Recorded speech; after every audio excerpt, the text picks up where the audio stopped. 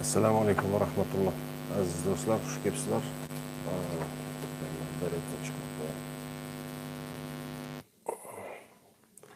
Hop, assalomu alaykum va rahmatulloh aziz do'stlar, xush kelibsizlar. Kamol Yo'ldosh kanalida 4-surani yakunlaymiz inshaalloh. Bugun oxirgi qismi 171 va davomi 170 dan boshlasak ham bo'ladi. Oxirgi 176 oyatgacha inshaalloh o'qib o'rganamiz. Ammo undan oldin bizni Telegram kanalimizda Iqro 114 kanalda men yukladim.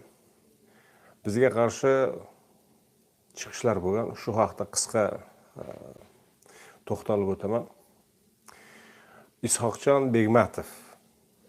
Ishoqjonmi, Ishoqboymi, xullas Ishoq Begmatov. Bir vaqtlar shayxni yonida telexranitel bo'lib yurgan ekan. Payg'ambarni telexraniteli bo'lganmi? Umarni telexraniteli bo'lganmi? Bo'lmagan. Nega? Ular Allohga tavakkal qilgan, haqda shunday qo'rqmay turgan. Ular hammasi atrofida telexranitellar bilan yuradi. Shuni o'zidan bilasiz qanchalik Allohga tavakkal qilishini. Mayli endi. Qo'rqoqlik hammada bor narsa, shayxlarda ayniqsa. Shu chiqib bizga qarshi gapirgan, meni ismimni aytgan va men Telegram kanalida javob berdim, qisqagina ilk kelgan fikrlarni yozdim. Deganki, Turkiyada Kamoliddin Yo'ldosh ismli Xudo urgan degan, Turkiyada degan. Va Qur'on yetarli, faqatgina Qur'on deydi ularning aqidasi, ya'ni bizning aqida, va hadislarni tan olmaydi. Sababi faqat Qur'onni Alloh muhofaza etishni va'da bergan, hadislarni va'da bermagan. Shuning uchun Qur'on, faqat Qur'on. Hadislarni umuman hammasini rad etamiz deydi deya bizni ta'riflayapti. Bu yolg'on ta'rif bu. Va bizga endi go'yoki savol bermoqda. E'tiroz sifatida namoz o'qinglar degan oyat bormish. Qanday o'qiladi namoz? Qur'onda aytilmagan. Qayerdan bilamiz? Hadislardan bilamiz. Hadislar bilmasa namozni qanday o'qishni ham bilmaymiz. Shuning uchun bular namozni yo'q qilmoqchi. Bizga qarshi e'tirozning bir parchasi bu. Rasul sizga nima bersa olinglar, nimadan qaytarsa qaytinglar degan oyat bor. Demakki hadislarni olish kerak. Go'yoki Rasul keltirgan narsa hadis. Qur'on keltirmagan, hech narsa keltirmagan, faqat Buxoriyning hadisini keltirgan. Ana shunaqa bema'ni tuturuqsiz e'tiqodlar pointar soyintar va kofir, dindan chiqqan bizni kofir deya e'lon qilmoqda. Men qisqacha har biriga to'xtalib o'taman, chunki alohida to'xtalishga arziydigan gap yo'q bu yerda. Birinchidan, Ishoq Begmatovni o'zi bir figurant sifatida uni boshqa videolari tarqalib mashhur bo'lgan o'z davrida. Masalan, deydiki, endi uni mavzusini biz majburmiz aytishga, uni iqtibos sifatida. Ammo biz unaqa mavzuni aslo ko'tarmaymiz, aslo islom u mavzularni dunyoga ko'tarib chiqmaydi. Ketni yuvish.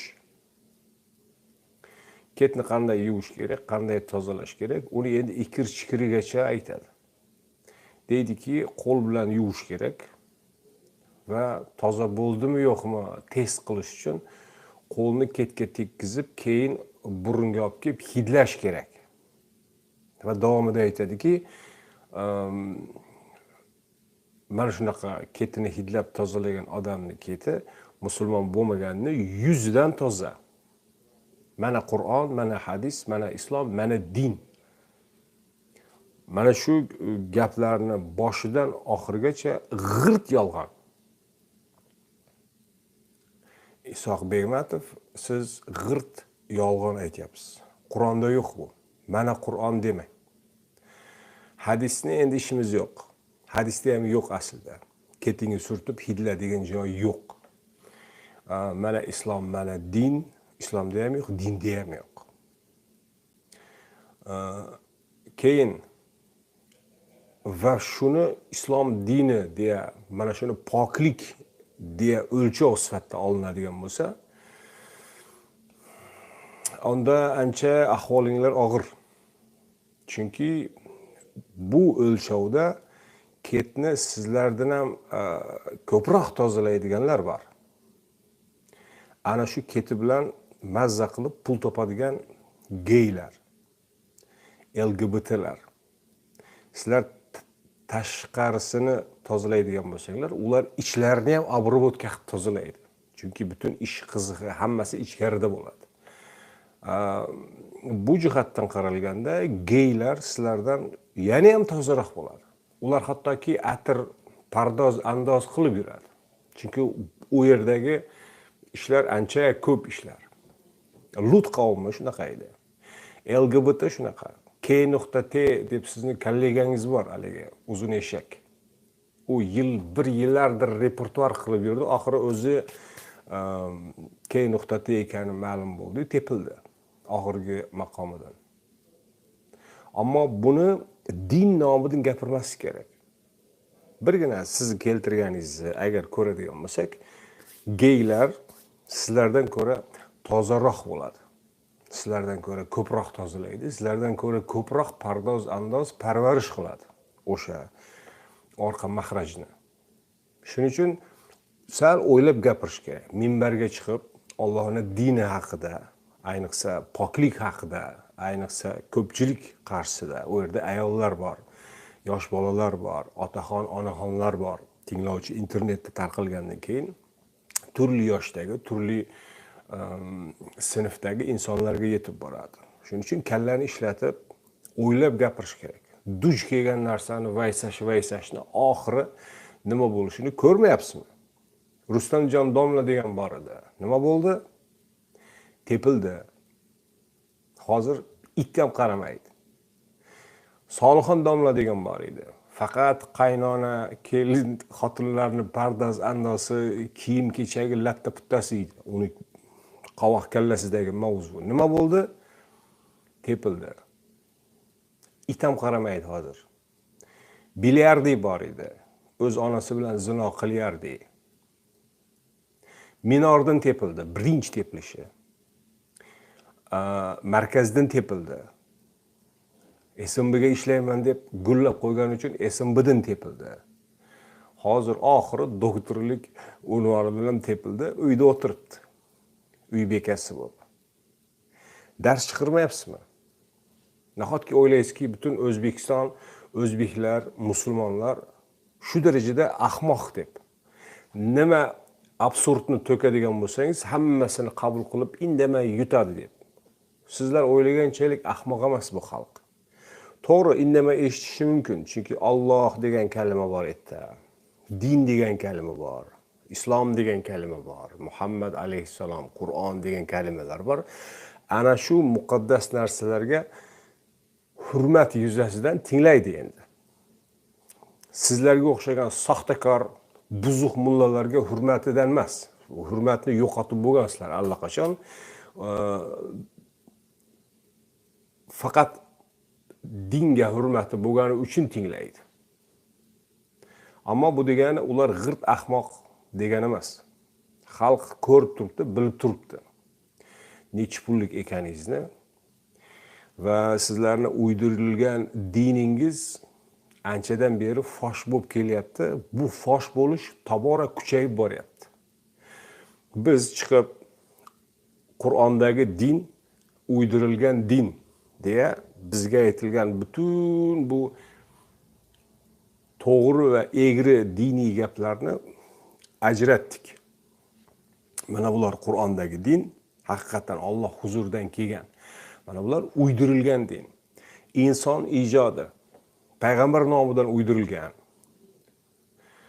Alloh nomidan uydirilgan, lekin Alloh nozil qilmagan Qur'ondagi. Mana shuni ajratganimizdan keyin juda ko'p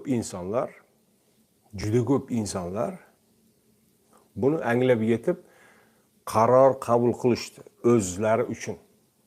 Qur'ondagi din, haqiqatda din, shuni ushlaymiz deyishdi. To'g'ri qaror bu. Uydirilgan din, uydirilganligi uchun hech qanaqa din emas. Uni istagan iste'mol qilishi mumkin deya tark etdi. Mana shu to'g'ri qaror edi. Lekin bu to'g'ri qarorni qo'llashni o'rniga sizlar chiqib kofirlikda ayblayapsizlar. Minglagan odamni adashtirdi deyapti men haqimda. Go'yoki men minglagan odamni adashtiribman. To'g'ri gap shu. Kofir degan gapi ham xato gap emas. Minglagan odamni adashtirdi degan gapi ham xato gap emas.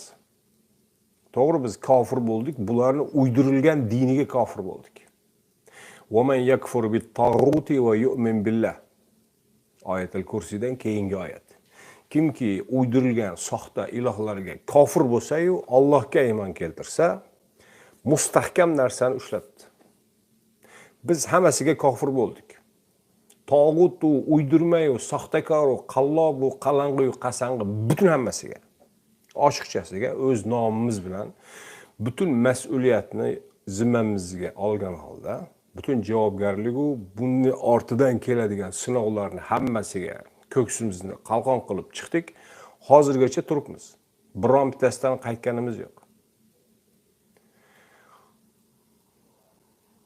Minglagan odamlar ham xuddi shunday bular olib ketayotgan zalolatdan Qur'on tarafga kelyapti. Bular uni adashdi deb o'ylaydi. To'g'ri, sizlar olib ketayotgan yo'ldan to'g'ri yo'lga o'tishdi. Va bundan sizlar bezovtasizlar. Atrofingizdagi yer toraymoqda. Alloh Qur'onda aytadi, ko'rmayaptilarmi? Atrofidagi yer torayapti. Sizlarning hukmingiz o'rnatilgan bu imperiyangiz torayib kelyapti. Ochiqchasiga sizga qarshi chiqishyapti. Ochiqchasiga tanqid qilyapti, fosh qilyapti. Bularni qarshisida sizlar bironta argument keltira olmayapsizlar. Qur'on yetarsiz degan iddaongiz puch. Qur'on yetarsiz ekanligini isbotlay ololmayapsizlar. Qur'on bizni rivoyatlarga muhtoj degan gapni isbotlay olmayapsizlar. Qur'on Buxoriyga muhtoj. Yo'q, Alloh Buxoriyga muhtoj. Alloh bizni mazhabimiz imomlariga muhtoj degan shirk iddaongizni isbotlay ololmayapsizlar. O joyda keltirilgan bittagina oyatni men sizga aytay.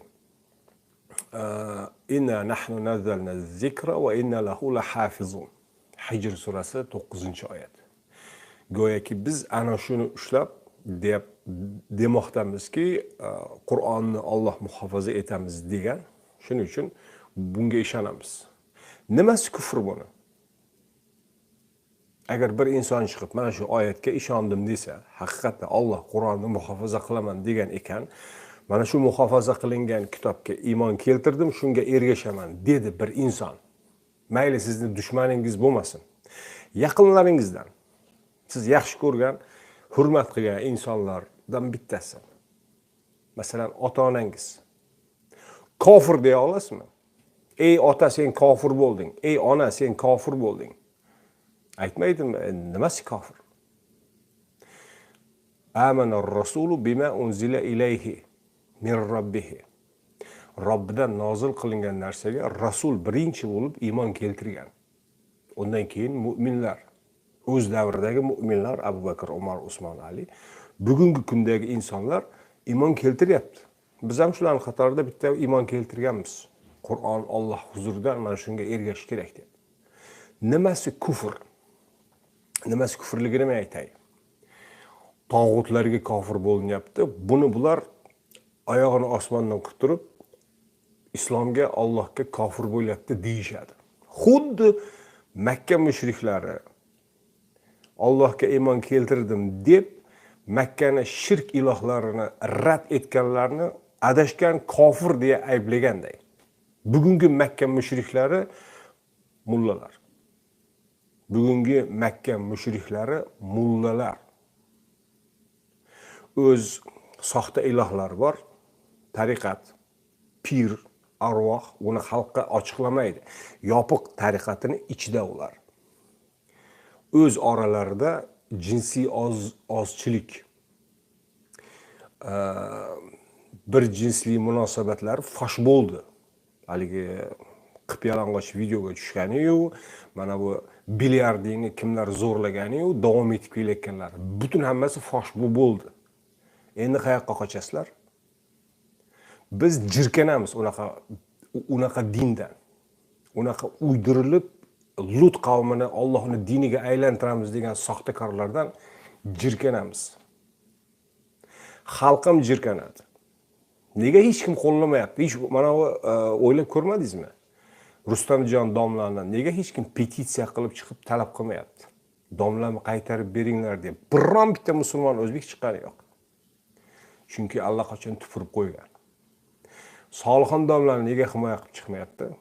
Ana o bilyardi onasi bilan zino qilyardini nega hech kim himoya qilib chiqmayapti? Shuncha layklar, shuncha obunachilar, shuncha ovozingiz muncha yoqimli degan xushomadgo'ylar tupurib qo'yishgan. Faqat ermak uchun kuzatib kelishardi. Nima janjal qilarkin, nima qiziq bo'larkin. Shu. Sizni tariqatingizga tupurib qo'ygan millat. Agar asl haqiqatini biladigan bo'lsa, yo'q qilib ketadi. Sizlarni ham ag'diradi, piringizni ham ag'diradi, arvohingiz ham yordam bera olmaydi. Bularning tariqati men tinglovchilarga aytayim. Qur'onni tan olmaydi. Og'izda tan oladi, lekin tan olmaydi. Amalda tan olmaydi. Oldinroq tarqalgan videosi bor edi, mana shu Isoh Begmatovning. Agar Qur'on, hadis bir-biriga to'g'ri kelmasa, Qur'onni tashlaymiz degan. Men so'zba-so'z aytyapman. Qur'onni tashlaymiz, tashlaydi bular Qur'onni. Hadisni olamiz deydi. Nega? Chunki bularni shirk diniga mana shu yaqinroq. Chunki bularni shirk dini inson ijodi. Hadis ham inson ijodi bo'lgani uchun bularga yaqinroq. Ichida manipulyatsiya qilib, hiyla-i shar'iyya qilib turib, o'zini nafsiga burib ketish mumkin. Qur'on unday qilmaydi. Bu bir. Qur'onni tashlaydi, hadisni olamiz deydi. Xo'p, hadisni olaganda ham to'g'ri oladimi? Yo'q. Kerak bo'lsa hadisni ham tashlaydi. Birgina misol aytaman sizga. إذا قال الإمام غير المغضوب عليهم ولا الضالين فقولوا آمين. Mana bitta hadis. Abu Hurayradan rivoyat qilingan hadis. Imom qachonki g'ayril mag'dubi alayhim valaddallin desa, siz amin deng. Faqulu degani talaffuz etib birov eshitadigan tarzdagi talaffuz bo'ladi. Agar bir jamoat deylik 100 kishi ayni paytda amin deydigan bo'lsa, hamma eshitadigan gulduros bo'lib ketadi. Xuddi mana Ka'badagi Masjidul Harom, o'sha Makkadagi namozlarni ko'rgan bo'lsangiz, g'ayril mag'dubi alayhim valaddallin degandan keyin butun o'sha joydagi namozxon iqtido qilib turganlar hammasi amin deydi. Sahihmi? Sahih. Hadismi? Hadis. Qur'onni tashlaymiz, hadisni olamiz degan mullalarni endi amaldagi ishini ko'ring. O'zbekistonda, bizning Qozog'istonda ham shu Fotihadan keyin ominni aytmanglar. Nima bo'ldi? Abu Hurayra bir deyin. Bu hadislarni sahihligini tekshirib, muhaddis ulamolar deya ulug'lagan imomlarga tupurib qo'yishgan. O'rniga nimani olishgan? O'zini pirini olishgan. O'zini piri Qur'ondan ham, hadisdan ham, muhaddisdan ham, payg'ambardan ham Abu Hurayra butun hammasidan ustun turadi. Kerak bo'lsa Qur'onni tashlaymiz deydimi, hadisni ham tashlaydi. Juda bularni hadis voy hadis deganlarga ishonmang. Soxta hammasi.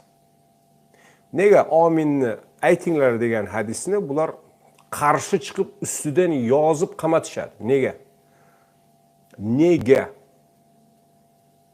Chunki hadis ular uchun bir tiyin qizig'i yo'q. Bir tiyin qizig'i yo'q. Soqolni qo'yinglar degan hadis bor. Soqol qo'yganlarni mana buni soqoli kindiga tushibdi deb yozib berib qamatgan xuddi mana shu tariqat bo'ladi. Hozir endi u soqol yoki amin bular sal eskirdi. Karimov davrida musulmonlarni aynan soqoliga ko'ra yoki ro'moliga ko'ra yoki namoz o'qishiga ko'ra yoki shimni pochasini uzunligiga ko'ra, ko'ryapsizmi, bularni kallasidagi o'lchovlar dark nima?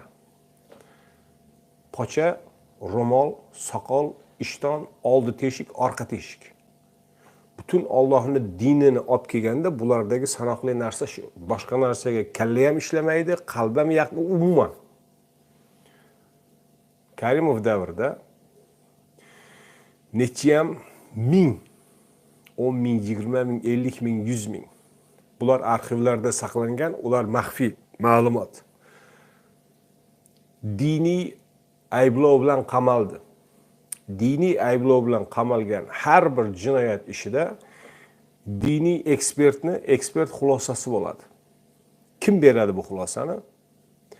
Mana shu Naqshbandiy tariqatini mullalari beradi. Agar kimni yaqinlari, oilasida yoki tanish bilishida, do'st birodarlar orasida diniy ayblov bilan qamalganlar bo'lsa, bilingki, bularni aybdor jinoyatchi deya yakuniy ekspert xulosasini bergan mullalar bo'ladi. Mana shu rasman pagonini choponni ichida yashirib yurgan KGB yoki MVDni quloqlari bo'ladi. Bu ish hozir ham davom etyapti. Siz o'ylamang, Karimov vafot etdi, yangi prezident keldi, siyosat o'zgardi, erkinliklar hech qanaqa. Bular ustidan yozib qamatishi ota buvasidan kelayotgan quloqlik sunnati bu. O'zgarmaydi. Siz agar bugun chiqib pir qallob desangiz, ayb topib baribir qamattiradi. Shuning uchun shunga tayyor turing. Siz bir xato ish yoki jinoyat sodir etishingiz shart emas. Ularni sektasi, ularni ilohlarini agar tan olmasangiz bo'ldi. Siz jinoyatchisiz ularning nazdida. Siz kofirsiz, xudo urgansiz. Ana shunaqa. Aka-uka Xurramovlarni qamattirishdi. Sudida ochiq aytdi aka-ukalar. Tan olmaymiz. Qamasang qamavor, peshonamizdan otsang otvor deya. Bularni sudda aytayotgan gaplariga sudya ham, u yerdagi militsiyalar ham biror bir e'tiroz yo'q. To'g'ri bularni aytayotgani. Nega endi qamayapsizlar degan savolga yelka qisishadi. Toshkentdan muftiyatdan mana shunaqa ekspert xulosasi keldi. Jinoyatchi bu, qamalishi kerak, jazolanishi kerak deya biz majburmiz. Ochiq tan olib aytishdi. Kim bergan buni? Mana shu bergan. Bilyardiy bergan, Solih ham bergan, shunga o'xshagan 4 ta 5 ta ko'paklar bergan. Biror jinoyati bormidi? Yo'q edi. Yagona jinoyati muxlisina lahu din. Allohga dinni xolis qilib iymon keltirgani uchun. Allohga yolg'iz o'ziga ibodat qilish va Allohga qanday ibodat qilishni yolg'iz Alloh o'rgatgan kitobdan o'rganib ibodat qilish. Yaqinda yana bittasini qamashdi. Abdulmannof miydi? Jinoyati hech qanday jinoyati yo'q. Odam o'ldirmagan, o'g'irlik qilmagan, unaqa jinoyat sodir etmagan umuman. Faqatgina xolis Allohga iymon keltirib, dinni Allohga xolis qilishni o'zi bularni dahshatga soladi. Dahshatga soladi. Bular kerak bo'lsa, agar biror bitta munajjim chiqib aytsa-ki, bu yil tug'ilgan chaqaloq ertaga kelib senlarning tariqatingga nuqta qo'yadi desa, butun O'zbekistonda bu yil tug'ilgan o'g'il bolalarni hammasini qatl qildiradi. Firavn ana shunaqa qilib turib, butun Misrdagi go'daklarni qatl qilgan. Shu darajada qo'rqoq, shu darajada tuban maxluqlar ular. Isoq Begmatov, tabriklayman. LGBT bilan musobaqa qilib ko'ring. Kimni keti tozaroq, kimni keti hidi yoqimliroq ekan. Hidlatib ko'rsin. Siz borib qo'lingizni tekkizishingiz shart emas. Qo'lingizning hidi yo'qolishi mumkin. To'g'ri burningizni olib borib, orasiga olib borib hidlab ko'ring. U siznikini hidlab ko'rsin, shunaqa musobaqa qilinglar. Sizlarning dininglar shu. Boshqa din yo'q sizlarda. 30 yil, 30 yildan o'tdimi? 31 yil mustaqilsizlar. Butun bu Naqshbandiy tariqatiga to'liq imkoniyat berilgan. Dinga imkoni yo'q, o bu deb yig'lashning keragi yo'q. Sizlarning tariqatga hech kim tegmadi. Karimov davrida ham, hozir ham, Esir davrida ham tegmagan. Butun imkoniyat sizda bo'lgan. Nima qildingiz qani?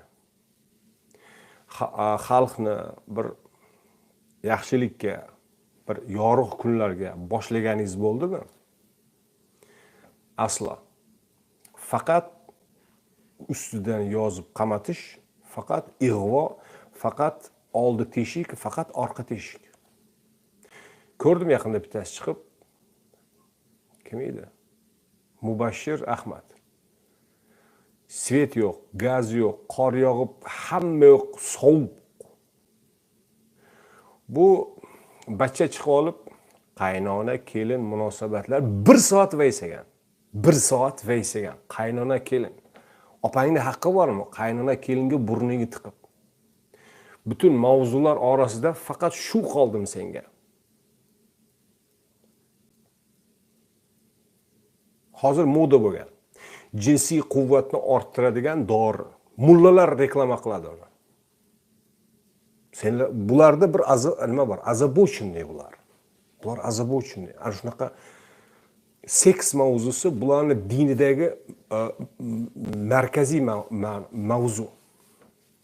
Agar ichini tekshirib laboratoriyada butun hamma niqoblarni yechsang, la ilaha illa seks chiqadi. Allohning o'rniga ham seks mavzusini qo'yib oladi, bo'ldi. Hazrat Ali aytgan mana shunaqalar haqida. Ularni ilohi oltinlari, qiblasi xotinlari. Qur'onda, hadisda ham, mazhablarda ham dunyoviy davlatda diniy xizmat, davlatga xizmat, sekulyar dinsiz degani. Sekulyar dunyoviy dinsiz degani. Davlatni boshqaruvida umuman dinga asoslanmaydi. Qancha aroq zavodlari bor, miq etmaydi ular. Qancha tungi klublar bor, miq etmaydi ular. Qancha ribo markazlari bor, bank va hokazo, miq etmaydi ular. Shularni oqlab xizmat qilib berib turadigan xizmatkorlar, mulla zoti. Qur'onda ham, hadisda ham, mazhablarda ham bunaqa tashkilot yo'q. Bu g'ayri mashru tashkilot bu. Diniy jihatdan g'ayri mashru, noqonuniy tashkilot. Bularni gapini jiddiy olib, bularni gapini bir diniy hukm sifatida olishni o'zi kulgili. Olishni o'zi kulgili. Bular hech kim emas dinda. Birinchi boshlanishi, bularning eng palakni boshi. Rossiyada imperatrica Yelizaveta paytida musulmonlar yashaydigan hududlardagi musulmonlarni hukumatga bo'lgan sodiqligini tekshirib ajratish uchun musulmonlar diniy idorasi degan tashkilot ta'sis etiladi. Birinchi boshlanishi shu.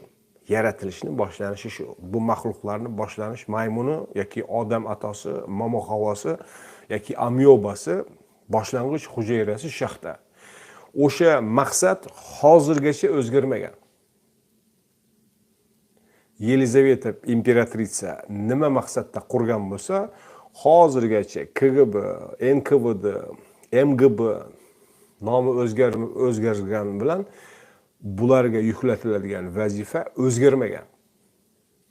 Mahalliy musulmon xalq orasida boshqaruvchi siyosiy rahbariyatga sodiq yoki ishonchsiz yoki isyon yoki risk shularni ajratish uchun tayinlanadi.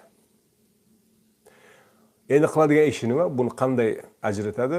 Kelganlarni kuzatadi. Wala tajassasu degan oyat, bir-birlaringni orqadan kuzatmalaring degan oyat Hujurat surasidagi. Bularda uloqtiriladi.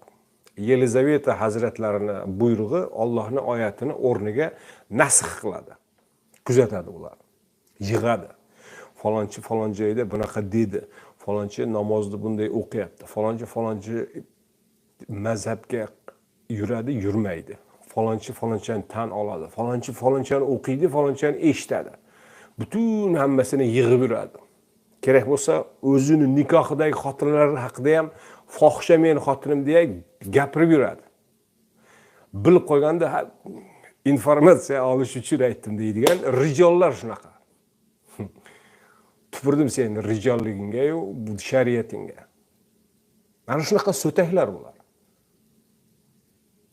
Musulmonlarni siyosiy boshqaruvga sotib berish uchun qo'yilgan. Qarshisiga chiqqanda choponni kiyadi, tog'riday sallani boshiga qo'ndiradi, kozyolni echki soqol bu, taka soqolni taqib oladi, bo'ldi. Vaysaveradi. Chunki qarshisidagi odam unga javob bermaydi. Kelganlar, tinglovchilar, ular javob beradigan opponentlar emas. Ana shunaqa minbarda bular bulbul bo'lib sayraydi.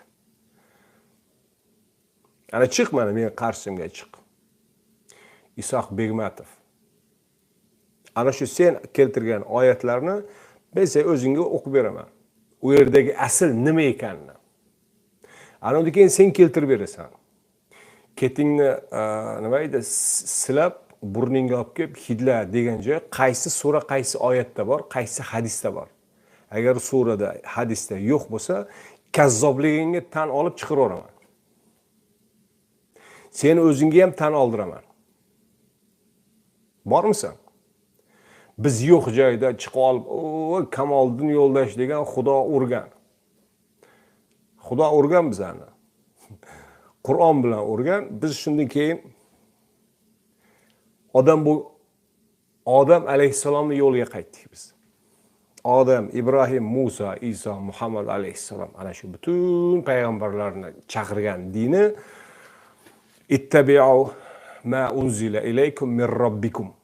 Robbingizdan nozil qilingan narsaga ergashing. Sizlar nimaga ergashyapsizlar? Ketni hidla degan buyruq qayerda bor? Kim nozil qilgan uni? Qayerda? Qur'on bilan hadis teng kelib qolsa, Qur'onni tashla degan qayerda bor?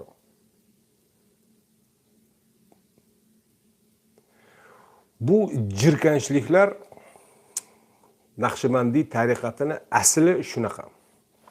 Tariqat haqida men ikki narsa aytib o'taman. Tariqat markazi shaxs, ya'ni piri. Pirini ulug'lab, oxiri iloh darajasiga chiqaradi va shunga cho'qinadi. Uni muridlari bunga yaqinlashib, o'zlari ham iloh bo'lish ilinjida. Allohning o'rniga iloh bo'lish bularning yakuniy orzusi. Bularning eng cho'qqisiga chiqqan paytdagi jazavalarni men sizga aytib beraman. Muhiddin ibn Arabiy so'filikning eng katta cho'qqilaridan ilohlari. Shu aytadi. Murid sulukda, o'sha tariqat yo'lida o'sib boradi. Oxiri yetadigan nuqta qayer? Abdun Robbun, al-abdur Robbun, ar-Robbi abdun.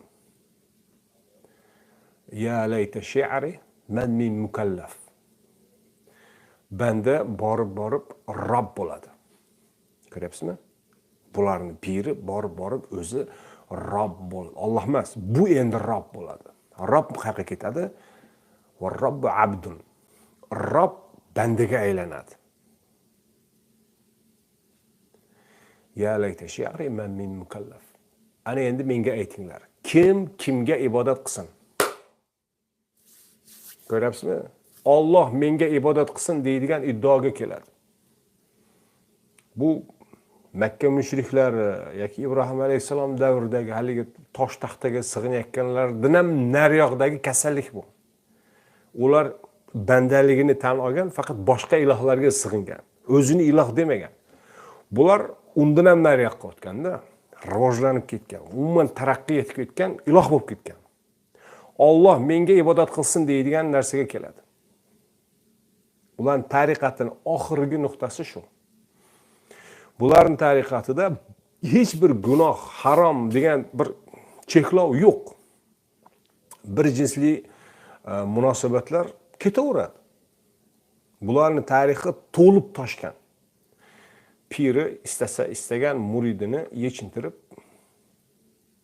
xotin yoki bacha yoki haramida to'plashi mumkin. Puldor, amaldor istab qolsa, unga ham fatvo beraveradi.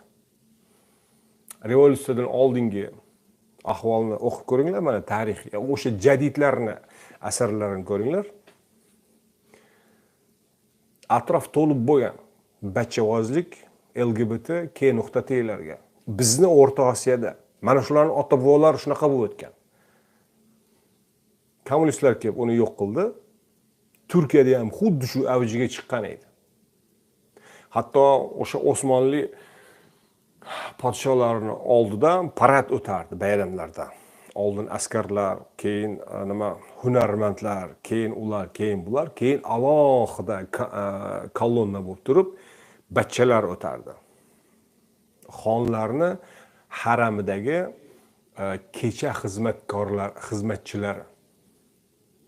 Ular ham yuzlari berkitilgan, chunki boshqalar qarab qo'ymasin, bu faqat xon hazratlarini haramidagi javohirlar. Tupurdi biz yana bunaqa javohiringa-yu, shariatinga-yu fatvo berayotgan piringa. Ochiq tarzda odamlar orzu qilgan, meni bolam shuni haramida bo'lsa, men shunga yaqin bo'lsam deya. Bugungilar so'lagini oqqizib yuribdi. Osmonli, xalifalik quramiz. Bütün bularning hammasi shirk. Tariqat dinini berayotgan mevalar. Qur'ondagi din emas. Qur'ondagi dinni mana 4-surada ko'ryapmizki, avval boshidan yetimlarning haqqi, merosni to'g'ri taqsimlash, bevalarning haqqi, ota-onalarning haqqi, ayollarning ajrashish paytidagi haqlari. Ko'ryapsizmi? Bütün bu 5 toifani hammasi zaiflar. Alloh taolo kuch egalariga, mol-mulk egalariga buyuradi. Mana shu zaiflarning haqqidan qo'rqing. Birinchi oyat: Ya ayyuhannas ittaqu robbakum allazi xalaqakum. Sizlarni yaratgan, sizlar juda kuchli emas, sizlar yaratilgan maxluqsizlar, zaifsizlar, bir tomchi sperma edinglar. Shuning uchun kibrlanmanglar. Alloh yaratgan sizlarni qo'rqinglar. Mana bularni haqqini rioya etinglar deya. Bütün dinni markazi mana shu. Zaiflarni haqqini rioya etish. Qaysi biri bu mullalarni, qaysi biri chiqib mana shunga chaqirdi? Bugungacha muftiysidan tortib o mahalladagi imomigacha qaysi biri aslo? Nega? O'zlari ham shu puldorga, kuch egasiga yaltoqlanib shuni bir yugurdagi bo'lsa, jannati firdavsga kirdi. Qancha nohaqliklar bo'ldi. Nohaq qamaldi, qamoqdan o'ligi chiqdi. Qancha qiynoqlar bo'ldi. Qancha qaynoq suvlarga botirib o'ldirishdi. Butun dunyo bong urdi. Bizni mullalar osmonimiz musaffo. Seni osmoning musaffo degani bu butun osmon musaffo degani emas. Senga shu ramka berildi, ishtoningga bajarib maqtab o'tiribsan. Maqtama hech bo'lmasa. Ochiq qarshi chiqa olmaysanmi? Qisib o'tir labingni. Bular chiqib yaltoqlanib maqtadi. 30 yil maqtadi. Musulmonlarni ustidan yozib falonchi adashgan, faloncha aqidasi buzuq, faloncha ro'mol, faloncha soqol, faloncha taqiya, faloncha pocha. Bular hammasi yozib qayd bo'ldi.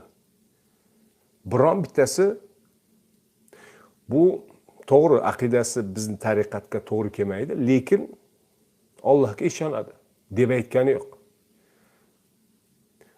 Bu nohaq ayblanyapti. Militsiyalar falonchini uyi chiroyli ekan, ko'rib qolishdi. Davay shuni jumaga boradimi? Aha, davay shuni bir narsa qilib turib qamaymiz, mol-mulki musodara qilinadi, mentlar o'zlari bo'lib oladi. Mullaga ham bir ikkita suyak tashisa bo'ldi. Biron bittasi aytgan emas. Allohdan qo'rqlaring, ey ment hazratlari deya. Ko'ppakday yugurib, dumini liklatib xizmat qilishgan. Bular hali illyustratsiya qilinadi, qayta ko'riladi va har birini jinoyat ishi oshib o'rganiladi. Kim ekspert xulosasi bergan, kim yakuniy aybdor deb xulosa bergan. Qaysi biriga bilyardi bergan, qaysi biriga ana o'lib ketgan polkovnik shayx bergan, qaysi biriga Fozil qori bergan, qaysi biriga Anvar qori bergan, qaysi biriga Bahrom qori bergan, qaysi biriga kim edi hozirgi Begmatov Ishoq bergan. Hammasi ochiladi. Fozil xo'jani qamatdilaring. Hech qanday jinoyat qilmagan. Na odam o'ldirgan, na o'g'irlik qilgan, hech narsa. Fikrini bayon qilgan, ana bilyardiga savol bergan. Shuni o'zida bajarib qo'ydi. Senlarni so'tak rijollaring. Ustidan yozib terpila, ko'ryapsizlarmi? Terpila tariqati bilan terpila bular. Ustidan yozib qamattirib, mana hozir endi tan olishni o'rniga men emasman, qamatmadim. Na bular ochiq chiqishini biladi, na bular tan olishni biladi. Xotinlar ham bunchalik emas. Xotinlar ham bunchalik emas. Ular ochiq aytadi. Tan oladi hech bo'lmasa, men shunday qildim. Bular tan olishga ham yaramaydi. وَمَا أَتَاكُمُ الرَّسُولُ فَخُذُوهُ وَمَا نَهَاكُمْ عَنْهُ فَانْتَهُوا. Rasul nima bersa olinglar, nimadan qaytarsa qaytinglar. Bormi shunaqa oyat? Yo'q. Bunaqa oyat yo'q. Oyatning parchasi bor, lekin bu hali oyat emas. Oyat degani avvaldan boshlanib kelinadi. Alloh rasuliga nimani fay qilib bersa, mavzu fay haqida. Fay nima, bular fahmi ham yetmaydi. Davomida keladi.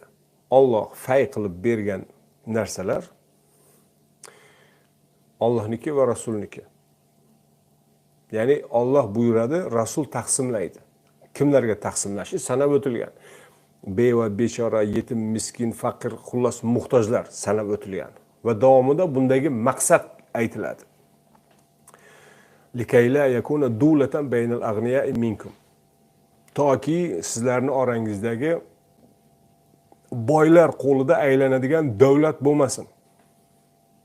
Mavzu nima o'zi bu yerda? Qani bu yerda Buxoriyning hadisi? Qani bu yerda mazhab? Qani bu yerda senlarning terpila tariqating? Mavzu yig'ilgan bir mol mulk va ularni taqsimlash. Davomida aytadiki, Rasul sizlarga bersa, mana bu muhtojlar toifasidan ortib qolganda bersa olinglar, bermasa yaltoqlanib yopirilmanglar. Seni haqqing yo'q u joyda. Tiyil tur o'zingni, nafsingni tiyib tur. Yetimning haqqi, yesirning haqqi, beva bechoraning haqqi. Mavzu shu. Bular tap tortmasdan million marta aytsak ham yana tap tortmasdan va ma atakumur rasul degan, Buxoriy. Hech bir Allohdan qo'rqish yo'qmi? Hech bir o'sha oyatni olib boshidan oxirigacha o'qish yo'qmi? Yo'q. Nega? Chunki bular to'tiqush. O'zlari bir ilmni o'rganib, bir mavzuda bir sal chuqurroq borgan joyi yo'q. Chiqib olibdi, risovkadan boshqasi yo'q bularning.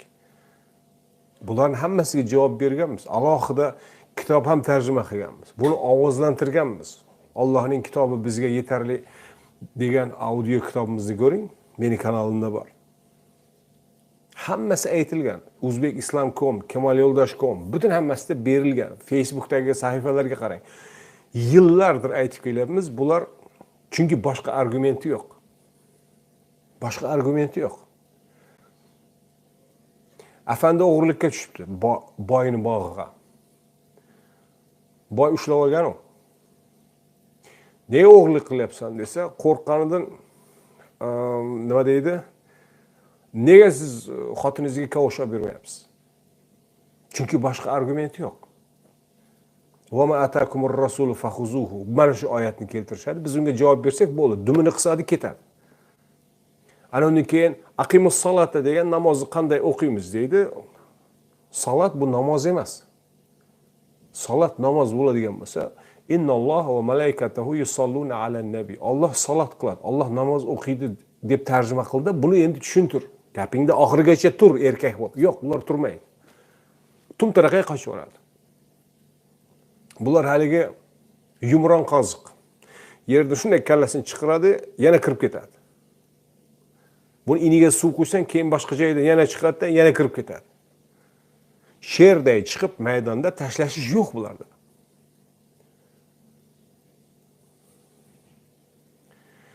O'zbekistonda bularning tariqati fosh bo'lgan allaqachon. Bularning uydirilgan dini tugab boryapti. Atrofida yer torayib boryapti. Bular shundan sarosimada nima qilishini bilmayapti. Nima qilishini bilmayapti. O'ylaydiki, Kamol Yo'ldosh adashtiryapti. Yo'q, Kamol Yo'ldosh adashtirmayapti. Sizlar o'zingizni fosh qilyapsiz. O'zini, ayolini fohisha deb gap tarqatib, keyin informatsiya uchun aytdim degan odam hech kim ishonmaydi unga. Uni biror bir guvohlik olinmaydi abadan. Hech qachon mutlaqo. Agar sizlar uni qo'llab muhofizul ulamo bizni muhofaza qiladi deya shunga agar suyanib tavakkal qilayotgan bo'lsangiz, muborak bo'lsin. Ilohingiz pishdi. Tepildi hamma yoqdan. Endi yo'q sizni muhofaza qiladigan. Alloh muhofaza qiladi deb Allohga tavakkalni eplolmasangiz, boshqaga sherik qo'shadigan bo'lsangiz, Alloh ilohlaringizni birma-bir oyog'ini osmondan keltiradi. Hech kim himoya qilmaydi sizni. Diningiz fosh bo'lgan. Ketyapti hammasi. Qo'ldan ketyapti. Hech kim sizlarning gapingizni jiddiy olmaydigan bo'lgan allaqachon. Ammo sizlarga hali yetib bormagan. Sizlarga topshiriq kelyapti. Sizlar chiqib sayrayapsizlar. Rustamjon ham sayragan vaqtida Solixon ham sayragan, ana u bilyardi onasi bilan zino qilyardi ham sayragan. Tepildi oxirida. Kim himoya qilyapti? Buyurtma berganlar himoya qilyaptimi? Kim himoya qilyapti? Hech kim. Dininglar boy berib bo'lindi. Odamlar buni soxta, yolg'on ekanligini anglab yetdi. Endi qaytib ularni alday olmaysiz. Qaytib alday olmaysiz. To'g'ri, 1100 yil aldab keldingiz, mana bundan buyog'i alday olmaysiz. Musulmonlar ishonsa faqat Qur'onga ishonadi. Faqat Qur'ondagi dinni dinim deya oladi. Va buni o'z nomi bilan ochiq aytadi va javobgarligiga ham tayyor turadi. Sizlar buni yo'qota olmaysizlar. Qaysi tarafdan olib keladigan bo'lsangiz ham yutqizasizlar. O'zbekistonda bular imzo to'plagan. Qur'oniylarni taqiqlaylik deya. Taqiqlovchi maqomlarga kollektiv imzo to'plab topshirishgan bir necha yil oldin. Bilasizmi qanday javob chiqqan? Deyishganki, bir guruhni bizni endi sekta deb o'ylashadi-da. Bir sektani taqiqlash uchun ular asos qilib olgan adabiyot ro'yxatini ham taqiqlash kerak. Masalan, Hizbut Tahrir taqiqlangan va ular asos qilib olgan masalan Taqiyuddin Nabxoniy va shu Hizbut Tahrirning kitoblarini ham taqiqlash kerak. Xo'p, endi bu Qur'oniylar qanday taqiqlanadi? Bular faqat Qur'on deydigan bo'lsa, Qur'onni taqiqlash kerak. O'zbekistonda rasman Qur'onni taqiqlash degan gap butun bu musulmon dunyosi emas, butun 7 milliard insoniyatni oldida kres degan gap. O'zbekistonda Qur'on taqiqlandi degan. Mana Rossiyada qaysi ham bir Tataristonnimi, qaysi ham bir viloyatni sudi Sahih Buxoriyni ekstremistik degani uchun nima bo'lib ketdi? O'sha hadis ergashuvchilar tarafidan oxiri bekor qildi. Bu birgina hadis kitobi, bunaqa hadis kitoblari yana boshqalari taqiqlanmagan. Birgina hadis kitoblari orasida Jami'us Sahih degan Buxoriyning kitobi. Bitta sud davlat tarafidan emas. Bular O'zbekistonning eng yuqori maqomlariga murojaat qilgan. Nolda bularning miyasi na siyosatni tushunadi, na davlatchilikni tushunadi, na qonunchilikni tushunadi. Bularning sektasini, bular uydirma degani uchun yo'qotdi. Taqiqla. Qur'onni taqiqlash kerak unda desa, Qur'onni ham taqiqla deydi. Qur'onni ham taqiqla, hali aytdi-yu, Qur'onni tashlaymiz deya. Bularga ana shu o'zini oldi teshigi, orqa teshigini mavzusi bo'lgan tariqat kerak. Qur'on ham kerak emas, O'zbekistonning butun dunyodagi nufuzi ham kerak emas, obro'si ham hech narsa kerak emas. Ularga shu oldi teshik, orqa teshik latta putta bo'ldi. Mana bularning dini shu. Rad javobi chiqdi. Bularni taqiqlash bo'lmaydi. Men masalan o'z nomimdan gapiraman doim va har gapimga javobgarlikni olib gapiraman. Xato bo'lsa tan olib, uzrimni aytib, voz kechaman. Xatoni isbotlab ko'rsatib bergan odamga rahmat aytaman. Xatoni aytgan odamni hech qachon takfir yoki ayblov yoki boshqa emas. Ammo bular bilmaydiki, Qur'on O'zbekistonni qonunchilik konstitutsiyasiga ko'ra hech qanaqa jinoyat emas. Har bir Qozog'istonda ham shu, har bir davlatning konstitutsiyasida vijdon erkinligi, e'tiqod erkinligi degan moddalar bor, erkinliklar bor, kafolatlangan. Siz istasangiz bu dinga, istasangiz boshqa bir dinga e'tiqod qilishingiz mumkin. İsterseniz hech bir dinga e'tiqod qilmasligingiz mumkin. Bu sizni ichki dunyongizdagi e'tiqod, dunyo qarashingizdagi qaroringiz. Bu bilan jamiyatga biror bir jinoyat yoki boshqa narsa, boshqaga zarar bermaguncha hech kim bunga aralashib, yo'q sen bunga ishon, bunga ishonma deya sizni bu ichki dunyongizga aralashga haqqi yo'q. Mana shu qonun moddalariga asoslanib inson Qur'onga e'tiqod qilishi mumkin. Butun samoviy kitoblar orasidagi bir kitob. Alloh tarafidan, yaratuvchi tarafidan nozil qilindi deya ishoniladigan kitob. Bu bir tariqatni, bir sektani, bir mazhabni kitobi emas. Alloh tarafidan nozil qilingan, payg'ambar keltirgan kitob. Haqqi bormi insonlarning bunga e'tiqod qilishiga? Qonuniy haqqi bor. Buni ayblash uchun bu mullalarning haqqi bormi? Hech qanday haqqi yo'q. Masalan, menga qarshi gapirish uchun hech qanday asosi yo'q buni. Birinchidan, men O'zbekiston fuqarosi emasman. Men O'zbekiston fuqarosi emasman. O'zbekiston fuqarosi bo'lish maqsadim ham, niyatim ham, istagim ham yo'q. Men Qozog'istonda tug'ilib o'sganman. Qozog'iston fuqaroligim bor. Hozir Yevropada yashayapman. Yevropada qonuniy nimam bor. Ruxsatim bor bu yerda yashashga. Bo'ysunsam Qozog'iston qonunlariga bo'ysunishim mumkin yoki Yevropada yashashga mana shu yerdagi qonunlar bo'yicha harakat qilishim mumkin. O'zbekiston qonunlari menga o'tmaydi. O'zbekistondagi qaysi ham bir masjidni, qaysi ham bir mullasini fatvosi men uchun umuman fatvo emas. Meni shaxsim haqida kimdir yaxshi gapirishi degan meni u dardim ham yo'q. Nimalar deyishmaydi biz haqimizda? Kofir, adashgan, xudo urgan, murtad, zindiq. Bemalol. Davom etinglar. To'g'rilanib kelinglar. Hani Erdo'g'onning gapi bor edi. Topunuz geliniz deya. Bizdagi milliarderlar uni kopiya qilib o'z nomidan aytib yuribdi, reklama qilib. Davom etinglar. To'g'rilanib kelinglar. Ana Erdo'g'onning gapini men ham aytib qo'yay. Nimaga erishasiz? Hech narsaga. Men Karimov paytida, Karimovga qarshi ochiq chiqib gapiruvchilardan bittasi beochiq chiqib gapirib yurganman. Hozir endi какой-то bir mullar gapidan qo'rqib to'xtab qoladi deb o'ylayotgan bo'lsangiz, men tanimabsiz.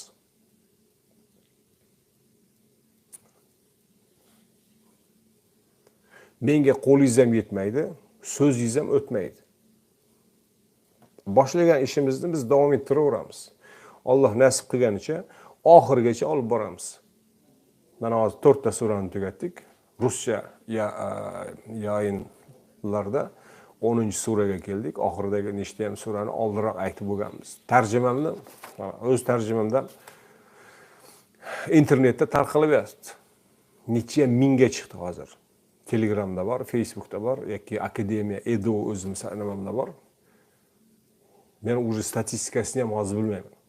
Necha mingga chiqqan edi. İnsanlar olib o'qiyapti. Qaysi biriga taqiq qo'ya olasanlar, ey soxtakor mullalar. Oldi teshik, orqa teshik tariqatini teshiklari. Nima haqqing bor? Kim nimaga ishonish, ishonmasligiga. Fir'avn aytardi Qur'onda. Musoni da'vatiga ishonib sajda qilgan sehrbozlarga men ruxsat bermay turib qanaqasiga senlar iymon keltirasan deya. Bular Fir'avnni bo'lmay qolgan farzandlari. Bular ham o'zicha Fir'avn. Bular izn berish kerak. Nimaga iymon keltirish mumkin, nimaga iymon keltirish mumkin emas. Bular bo'lmay qolgan Fir'avnlar.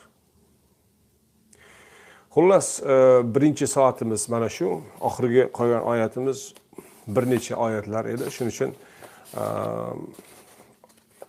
bu haftalik mavzuga ikki og'iz to'xtalib o'tmoqchi bo'ldim. Xullas, uydirilgan din yiqilajak. Men bir necha yil oldin yozgan maqolamning sarlavhasi shu. Uydirilgan din yiqilajak. Yo insonlar bu dinni tashlab Qur'onga qaytadi. Insofli, aql ishlatuvchi, intellektual saviyasi bo'lgan insonlar. Yoki qo'l siltaydi, ateist bo'ladi. Diningga ham, xudoyingga ham deydi ketadi. Yoki deist bo'ladi. Xudoga ishonaman, senlarning diningda yo'qman deya chiqadi. Ammo bu din fosh bo'lgandan keyin ko'zni chirt yumib bu dinda davom uydirilgan soxta dinda davom etadiganlar ikki variantdan biri. Yo qo'rqqanidan mana shularni takfir mashinasi yoki ustidan yozib qamatib yuborishidan qo'rqqan insonlar yoki g'irt munofiq insonlar. Bundan daromad kelib turgan bo'lsa, ko'zni chirt yumib bularning dinda yuraveradi. Bo'sh paytda ana LGBT yalang'och videolarga tushadi. Yoki ribo o'ynaydi, yoki xotin almashtirib, mana shunaqa. Sog'lom aqlli inson bularni bu dinida qolmaydi. Ayniqsa bularni bunchalik fosh bo'lganlaridan keyin u qolmaydi. Shuning uchun vaqt soatingiz yaqin. Hazrati kim edi? Ishoq Begmatov janoblari vaqt soatingiz yaqin. Ana u ketdi, bu tepildi, bu haydaldi, sizlarga ham navbat kelib qoladi. Siz it sadoqati bilan xizmat qilayotgan tepadagi oyoqlar, qo'llar ana shularni kaltagi bilan ketasizlar. Musulmonlarning orasini buzmoqchi, zulm, yomonlik kelyapti deya bizdan kutmang. Bizdan yomonlik bormaydi. Bizdan borsa faqatgina Allohning kitobiga qaytinglar degan bir chaqiriq boradi, bo'ldi. Kelmasangiz bir tiyin qizig'i yo'q menga. Bitta odam do'zaxga ketadi, bo'ldi. Bitta adashgan, demakki hidoyatga noloyiq ko'riladi, bo'ldi. Xavf sizning tepangizdagi sizga suyak tashayotgan qo'llardan keladi. Bugun suyak tashab turadi, ertaga o'sha suyak bilan kallangizga bitta tushiradi, bitdingiz. 59 minut. Xo'p, Nisa surasi oxirgi oyatlari. Qisqagina o'qib tugatamiz va inshaalloh keyingi suhbatimizda 5-suradan boshlaymiz. 170 oyat o'qigan edik. A'udhu billahi minash shaytonir rojim. Bismillahirrohmanirrohim. Men o'zimni original tarjimamdan o'qiyman. Ey odamlar, Rasul sizga Robbingizdan bo'lmish haq ila keldi. Ey odamlar deya surani avvalida aytilgan. Ey odamlar, Robbingizda taqvo qiling, sizlarni yaratgan va yaqinlarni haqlaridan ayniqsa taqvo qilib tiyiling. Val arham degan rahm egalari, ya'ni insoniyat naslini davom ettiruvchi ayollar. Ayollarning haqidan taqvo qiling deyilgan edi.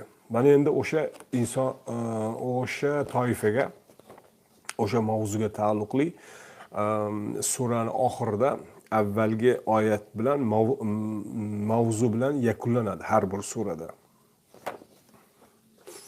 Nima bilan boshlansa, o'sha mavzu bilan tugatiladi.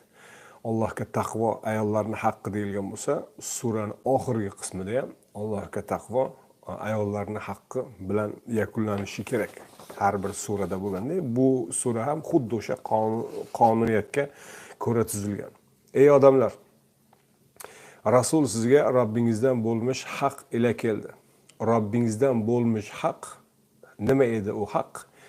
Alloh tarafidan o'rnatilgan haq, ayolning haqqi, yetimning haqqi, ota-onaning haqqi va beva bechoralarning haqqi. Ana ularning haqqi, ular o'zlari chiqib olib turib talab qilayotgan istaklari,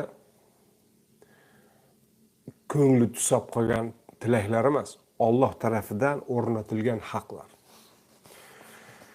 Rasul keltirgan narsa Alloh o'rnatgan haqlar.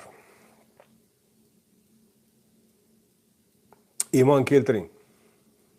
Ishonib tasdiqlang. Ishonib tasdiqlash degani buni haqiqatda Alloh tarafidan kelgani va amalda uni ado etish. Yetimning haqqini berish, ayollarning haqqini, bevalarning haqqini ado etish, ota-onani va boshqa muhtojlarning haqqini. O'zingiz uchun yaxshidir. Bu o'zingiz uchun yaxshi degani, bunday qilmasangiz butun qavmingiz, butun katta-yu kichkingiz hammangiz halok bo'lasiz, yer yuzidan supurilasiz, boshqa qavmlar keladi. Alloh taolo butun Qur'on bo'yicha ana shu shartni qo'yadi. Alloh buyurgan yo'lda yuradigan bo'lsangiz, baxtli, saodatli hayot bor siz uchun kelajakda. U aslo undan mahrum bo'lmaysiz. O'rda jannat deyiladi. O'sha simvolizm shunaqa. Agar bunga yurmaydigan bo'lsangiz, Allohga bir ziyon, zahmat yetkazib yormaysiz. Faqatgina o'z ishiga layoqatsiz bo'lgan bir xodim kabi ishdan bo'shatilib, o'rningizga boshqasi olinganda, sizlar yer yuzidan supurilasizlar, o'rningizga boshqalar keltiriladi. Agar kufr keltirsangiz, ya'ni bilib turib yashirsangiz, bunday hukmlar, bunday haqlar yo'q deya, ularning haqlarini poymol etaveradigan bo'lsangiz, u holda osmonlar va yerdagi borliq Allohning. Ya'ni o'sha ma'no sizlar juda bir Allohga ziyon, zahmat yetkazib, jabr yetkazmaysiz, o'zingizga jabr qilgan bo'lasiz. Allohniki osmonlar va yerdagi barcha narsa sizlarga ehtiyoji yo'q. Yo'qotadi, o'rningizga boshqasini keltiradi. Alloh alimun hakim, ilm va hikmat egasi. Bu haqda o'tgan suhbatimizning oxirida qisqacha to'xtalgan edik. Davom etamiz. Ey ahli kitob. Ayni mavzuda ahli kitob. Diningizda g'uluv ketmang. Haddan oshmang. G'uluv ketish degani haddan oshish degani. Alloh haqida haqdan o'zgani so'ylamang. Alloh haqidagi haq nima edi? Butun surada Alloh haqidagi mavzu U'budulloha va la tushriku bihi shay'a. Allohga xizmat qiling va unga sherik qo'shmang. Demakki, Alloh haqidagi nohaq narsa unga boshqalarni tenglashtirib sherik deyish. Nima uchun bu ahli kitobga aytmoqda? Ahli kitob shirk keltirarmiydi? Ahli kitob orasida Isoni Allohning o'g'li deguvchilar bor yoki Allohning 3dan 1 qismi deguvchilar bor. Ya'ni rasman shirk. Masih Isa ibn Maryam Allohning rasuli va o'zidan bir ruh ila Maryamga berilgan so'z. Maryamga berilgan so'zi, berilgan va'dasi. Oldin Maryamga so'z berilgan edi. Sen Masihni dunyoga keltirasan deya va Alloh uni amalga oshirdi, ro'yobga chiqardi. Shu. Oldindan va'da qilib bergan, Ya'ni demakki ulardagi shirk Iso alayhissalom bilan bog'liq gaplari. Kimdir uni Allohning o'g'li yoki Allohning 3dan biri deyishardi, lekin Alloh hammasini rad etmoqda. Alloh haqidagi haq mana shuki, uni sherigi yo'q, o'g'li, xotini yo'q ular. Masih Allohning rasuli bo'ldi. Xuddi boshqa rasullar kabi yuborilgan bir elchi. Bu degani oddiy inson, bashar. O'zidan bir ruh ila Maryamga bergan so'z. Ruh nima? Buni harfiyan olishadi. Alloh tarafidan bir ruh kelgan, qandaydir bir modda, sperma o'rnida shuni aytishmoqchi bo'ladi. Kelgan Maryamning vujudida shu orqali farzand vujudga kelgan. Unday emas. Qur'on bo'yicha ruh degani oldindan berilgan bir mujda.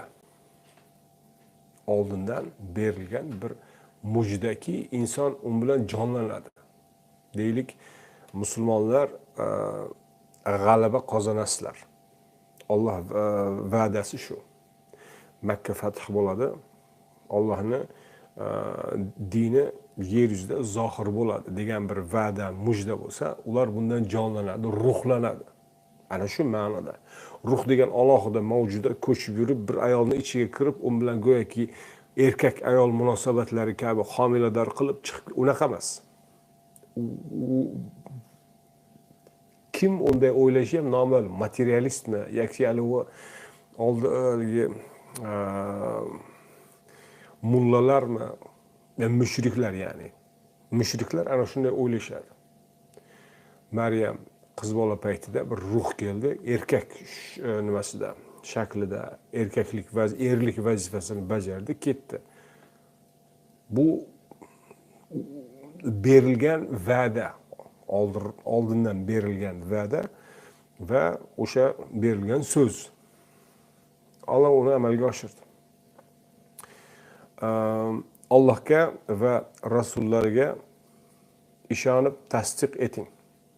Rasullariga, Allohga va Alloh yuborgan rasullariga. Ahli kitob bir rasulni Allohning o'g'li derdi, oxirgi rasulni umuman rasul emas derdi.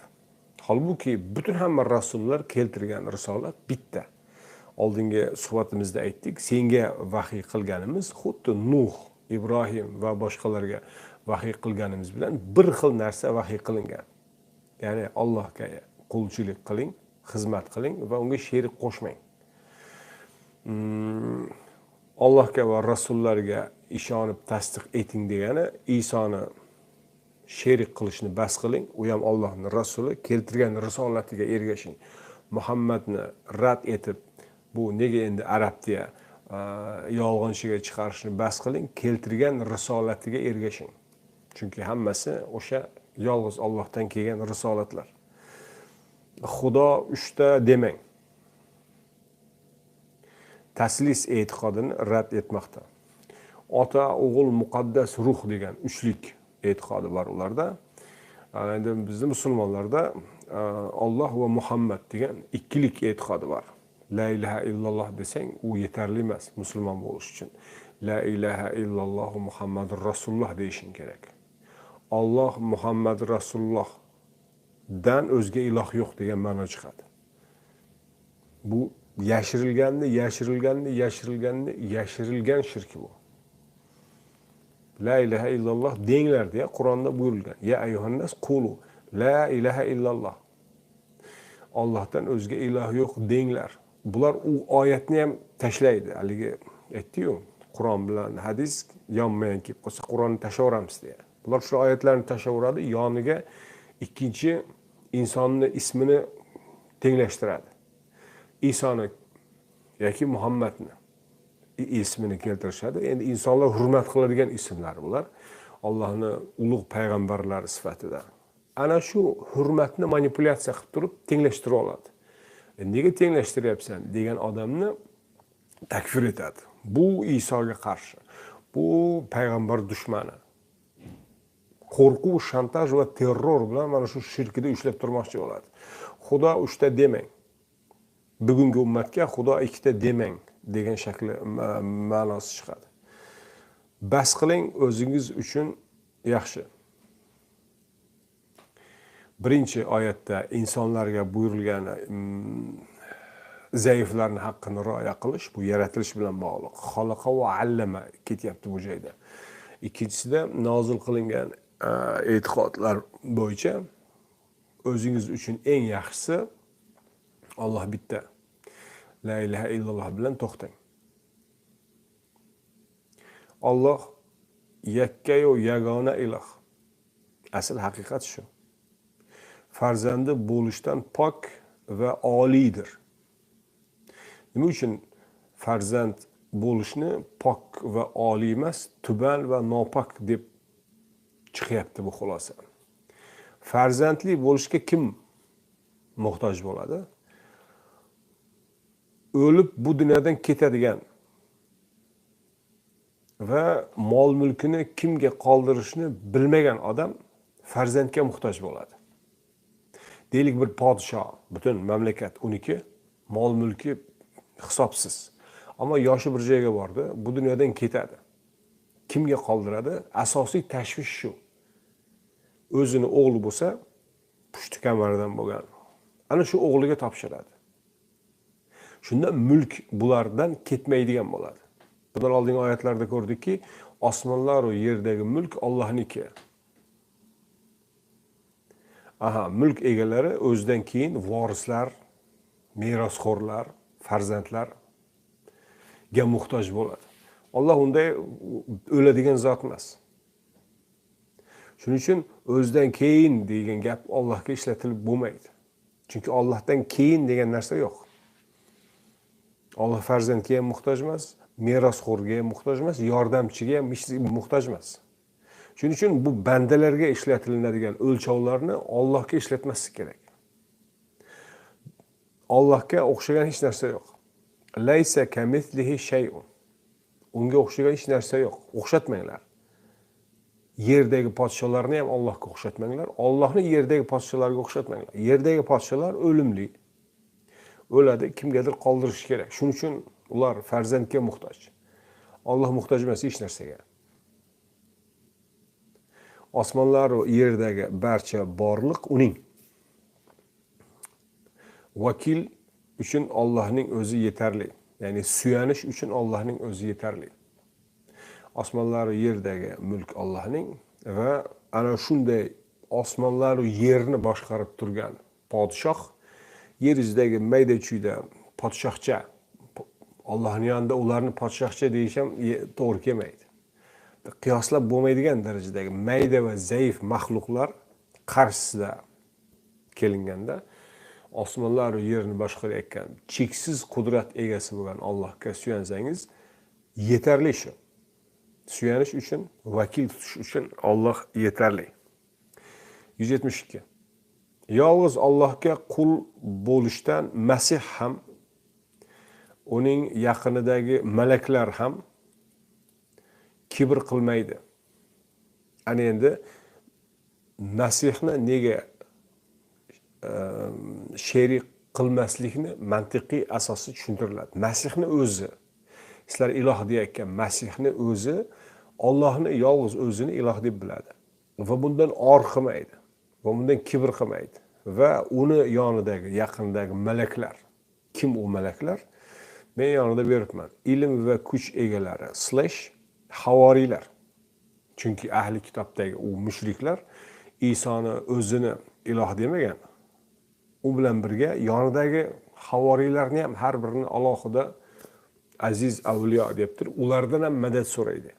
Bugungi cherkovlarni ko'ring, videolarini. Burchak-burchaklariga ularni har birini alohida rasmlarini, go'yoki rasmlari, ikona deb qo'yib, ulardan ham madad so'raveradi. Ularni ham Allohga sherik qilaveradi. Alloh deydiki, Masih yonidagi havoriylar hammasi yolg'iz Allohga ibodat qilgan va buni or yoki bundan kibr qilmagan. Asl Masih va havoriylar yakka xudolik dinida ekan, sizlar ham Allohga shirk keltirishni bas qiling. Kim unga qullikdan bosh tortsa, bundan kibr qilsa, Alloh o'zi yaqinda ularni hammasini jamlaydi. kim yolg'iz Allohga ibodat qilishdan o'zini bir ustun, baland tutadigan bo'lsa, Allohning huzuriga jamlanadi. O'sha joyda qani ko'ramiz. Kimlarni Allohdan ustun yoki sherik qilib ko'rayotganligini yonma-yon keltiriladi. Qani qutqarsin ko'raylik. Chaqir o'sha soxta ilohlaringni. Hammasi g'oyib. Hayoldagi narsalarga e'tiqod qilib, shularga ishonib, shularga ibodat qilib yurgani fosh bo'ladi, ammo kech bo'ladi. 173. Iymon keltirgan va solih amal qilganlarning esa ajr mukofotlarini bekamu ko'st va o'z tarafidan ziyodasi bilan beradi. Allohning huzuriga borgandagi mushriklarning ahvolini tushundik. Kim boshqani sherik qilayotgan bo'lsa, yaqinda Allohning huzuriga borganda o'sha sheriklari aslida nimaga yaraydi, yaramaydi ko'riladi. Ammo tavhidda mustahkam turganlarni Alloh taolo ajr mukofotini bekamu ko'st beradi. Uning o'ziga qullik qilishdan bosh tortib kibr qilganlarni esa alamli azob bilan azoblaydi. Alamli azoblarni aytdik o'tgan safar. Turli azob turlari bor. Azabun azim bor. Eng katta azob kofirlarning kattalarga beriladi. Azabun muhin bor. Xorlovchi azob. Dinni istehzo qilib ustidan kulayotganlarning o'zlari xorlanadi. Va azabun alim bor. Alamli azob. Alamli azob bir narsaga intilib, shunga umid bog'lab turib, u ro'yobga chiqmasa, u yolg'on ekanligi fosh bo'lib qolsa-yu, butun hamma narsadan mahrum bo'lsa, ana shu alam qiladi. Bu soxta ilohlarga sig'inib oxiratda ularni soxta ekanligi fosh bo'lganda, ularga yetadigan azob aynan alamli azob bo'ladi. Undaylar o'zlari uchun Allohdan o'zga na bir vali, yo'l ko'rsatuvchi, na bir nasir, yordam beruvchi topa olmaydi.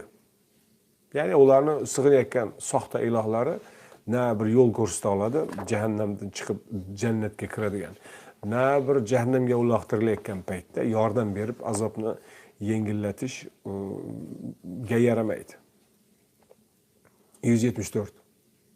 Ey odamlar, yana avvalgi mavzuga qaytyapmiz. Butun insoniyatga bo'ladigan xitob. Sizga Robbingizdan ochiq burhon, ya'ni ilohiy dalil keldi. Ilohiy dalil nima? Ilohiy dalil birinchi, Alloh sizlarni yaratdi va erkak va ayol tarzida yer yuzida ko'paytirdi va sizni ko'payishingiz uchun asosiy ayollar, ulul arham val arham, ana shu rahm insonni ona vujudida yaratilib 9 oy shakllanib yaratiladigan o'rniga rahm deyiladi. Ana shularni haqqini rioya etinglar va ular dunyoga keltirgan yetimlar bo'lsa, ularni haqqini rioya etinglar. O'limdan keyin meros taqsimlanishini rioya etinglar. Markaziy mavzu shu. Mana shu dalil sifatida keltirildi. Bu hujjat qoyim bo'ldi. Oxiratda, qiyomatda biz bilmay qoluvdik, bizga hech kim aytmovdi degan bahonalar o'tmaydi.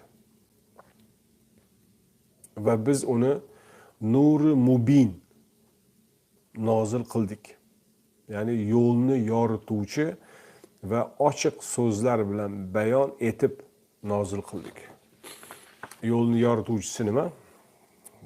Baxtli saodatli hayotga boradigan yo'lni yoritsa inson ko'ra oladi. Mubin bu yoritish qanday bo'ladi? Ochiq bayon etilgan so'zlar bilan bo'ladi.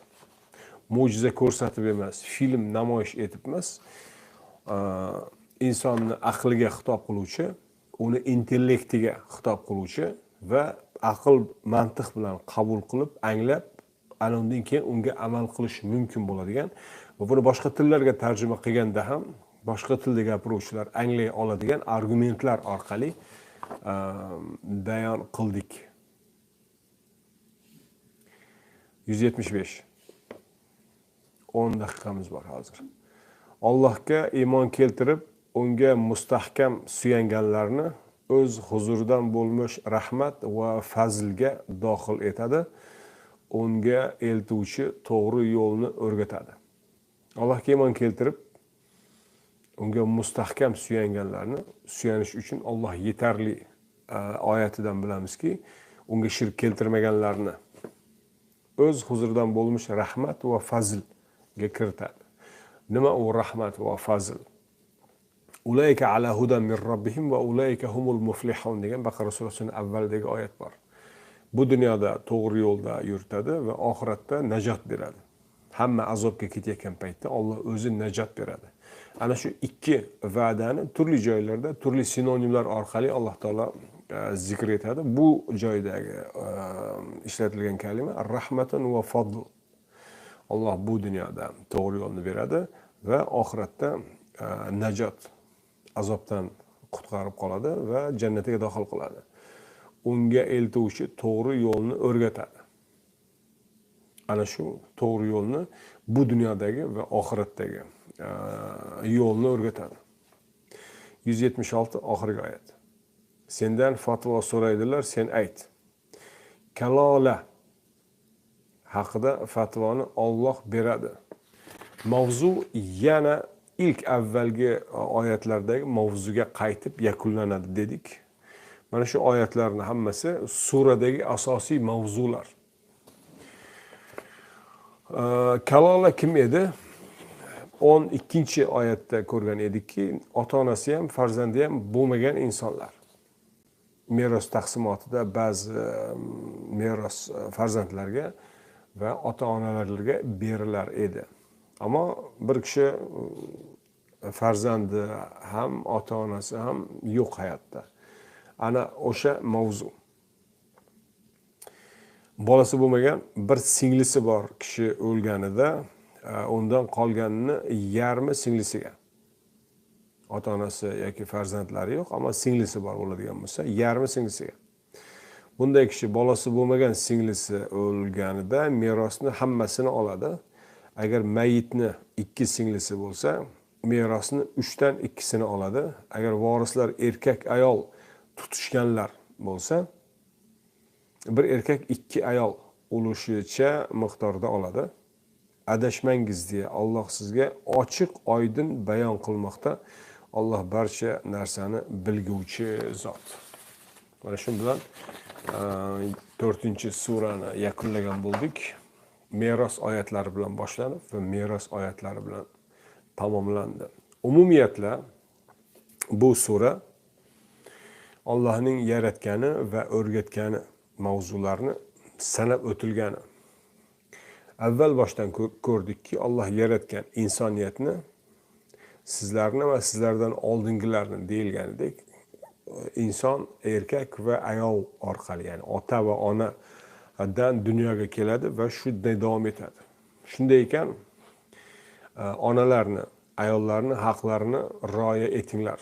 Sizning naslingiz ana shular orqali sog'lom va to'laqonli tarzda davom etadi. Yetimlar mavzusi aytildi, ota-onalar mavzusi aytildi, meros taqsimoti mavzusi aytildi va nikoh mavzusi aytildi. Ayollar beva qoladigan bo'lsa, ulardan kimlarga nikohlanish mumkin, kimlarga nikohlanish mumkin emasligi sanab o'tildi. Men surani avvaldan mavzularini sanab o'tmoqdaman. Va ajrashish mavzusi qanday olib borilishi aytildi 34-35 oyatlarda. Ayol agar o'z ixtiyori bilan ajrashaman deydigan bo'lsa, uni majburlab kuch bilan tutib turmang. Ularga qarshi yo'l axtarmang. Ularni xoli qo'ying. Yotog'ida xoli qo'ying, zo'rlamang degani. Agar ketishni istasa, ketishiga yo'l qo'yib bering. Agar ketadigan joy bo'lmasa, siz uzoqlashib turing. Uni uring deb tarjima qilishadi. Wadribuhunna yoki wahjuruhunna fil madaji' degan oyatlarni ularni yotoqda tark etib, qarovsiz qoldirib jazolang yoki urib mazaligi pachag'ini chiqaring, kaltaklang savalang deb tarjima qilishadi. Bu shundoq ham johil, zo'ravon erkaklarga yana qo'liga berilgan ko'zir. Bu soxtakor mullalar 1400 yilni o'ylang, qancha ayollar zulm ko'rdi mana shularni buzuq fatvolari oqibatida. Aslida ko'ryapmizki, adolatni qoyim qiling, Allohdan qo'rqing, ularning haqqini deyilgan umumiy prinsip bo'yicha bu yerdagi ma'no yashashni istamasa xoli qo'ying. Ketgisi kelsa mayli ketsin. Ketadigan joyi bo'lmasa deylik, yo siz keting. Uzoqlashing ularni. Yotoqda xoli qo'ying, yotib olib turib kechasi bilan zo'rlab meniki bo'lasan, men bilan qolasan deb ixtiyoriga qarshi kuch ishlatmang degan ma'no. Xo'p, davomida yolg'iz Allohga qulchilik qilish va unga shirk keltirmaslik, uni davomida bunga yurmagan mushrik holatda qolib, lekin mushrikligini yashirayotgan, hali ham o'sha mushrik markazlariga qatnab musulmonlarning zarariga ishlayotgan munofiqlar haqida bugungi munofiqlarni ko'ryapsiz. Xalq qarshisida chiqib islomiy gaplarni gapiradi, lekin hamkorlik olib borayotgani hali ham o'sha din dushmanlarining markazlari. Ustidan yozib, orqadan yozib shunaqa qilib yurishibdi. Va ularni iymon keltirgan hisoblanmaydi deydi, toki senga kelib sen hukm chiqarib unga rozi bo'lmaguncha. Xo'p, sen nima bilan hukm chiqarasan deyilgan joyda sen Alloh nozil qilgan narsa bilan hukm chiqar deya buyruq keladi. Va Allohning rasuliga kelinglar va Alloh nozil qilgan narsaga kelinglar va o'sha bilan hukm chiqarsin. Ya'ni bu joydagi hukm, rasul chiqaradigan hukm ham Alloh nozil qilgan narsa doirasidagi ma'lum narsalar bo'ladi. Va undan keyin to'g'ridan to'g'ri buyuradi. Allohga bo'ysuning, rasuliga bo'ysuning va ish egalariga bo'ysuning. Ish egalari o'sha rasul chiqaradigan manbadan hukm chiqaradigan qavmni rahbariyati. Va buni davomida keyin nimalar keladi? Ular bilan to'qnashuvlar, ular bilan jang maydonidagi, ular bilan o'zaro ziddiyatlar, chunki ular tinchgina bo'yin egmaydi. Mushriklar shirkida mahkam turadi. O'sha shirkdan voz kechishi qiyin bo'ladi. Va oxirida Alloh taolo aytadiki, ular bilan qayerda topsangiz, urusha topsangiz degani orqadan quvib borib emas, qayerda to'qnashsangiz ular bilan qaytmanglar sizlar ham diningizdan, urushish kerak bo'lsa urushinglar degan. Va oxirida o'tmishda xuddi mana shu hukmlar nozil qilingan edi Tavrot va Injilda, ammo Tavrot va Injil ahli adashib ketdi. Senga mana nozil qilyapmiz ayni haqiqatlarni, yolg'iz Allohga ibodat qiling, unga shirk keltirmang degan ta'limotni, shunda mustahkam bo'linglar deya mavzu yopiladi va sura tamomlanadi. Keyingi sura va undan keyingi sura 4-5-6 3ta sura An'amta alayhim al-mag'dubi alayhim valaddallin degan 3 toifa insoniyatni ochiqlaydigan sura. Biz o'qigan sura Alloh ne'mat berganlar, markaziy xitob iymon keltirganlar va Alloh tomonidan nozil qilingan narsani qabul qilib ergashayotganlar. Shularga taalluqli yo'l yo'riqlar, hukmlar. Bundan keyingi sura 5-sura al-mag'dubi alayhim, g'azabga uchraganlar. G'azabga uchraganlar nima uchun g'azabga uchragani, ular kim ekanligi va g'azabga uchrashda qayerlarda sabablar bo'lganliklari va u g'azabga uchramaslik uchun nimalar qilish kerakligi bu keyingi suraning mavzusi. U yerda ko'ramizki, ahli kitob markaziy mavzu. Ahli kitob ahdlarini buzgani sura avvalida ahdingizga mustahkam bo'ling, buning uchun javob berasiz deya boshlanadi. Va ularga halol qilingan narsalar sanab o'tiladi va Alloh taolo harom qilgan narsalarni sanab o'tadi. Bularni bilamizki, ularga rioya qilmay turib u g'azabga uchragan. Alloh buyurgan, masalan, urushish, dushman bilan urushish buyrug'ini tark etishgan. Sen o'zing borib urushaver, Xudo ikkalang deyishgan va shu bilan g'azabga uchragan. va davomida Isoni Allohni yonida ikkinchi bir iloh qilib olgan, Isoni onasini iloh qilib olgan, mana shu mavzular u yerda haqiqati ochiqlanadi. Ammo bu endi keyingi suhbatning mavzusi. Hozircha mana shu. E'tiborlaringiz uchun rahmat. Keyingi yakshanba taxminan mana shu soatda yana uchrashguncha sog' salomat bo'linglar. Assalomu alaykum va rahmatullohi va barakatuh.